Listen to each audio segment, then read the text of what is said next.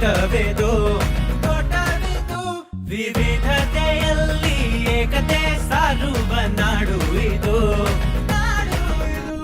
ಹೇಮಕೂಟದ ಹಂಪಿಯ ಶಿಲ್ಪ, ವಿರೂಪಾಕ್ಷನ ದೇವಾಲಯ, ಕಲ್ಲಿನ ರಥದ ಪಯಣ, ಪುರಾತನ ಕಲೆಯ ಮಾಯ. ತುಂಗಭದ್ರೆಯ ನದಿಯಲ್ಲಿ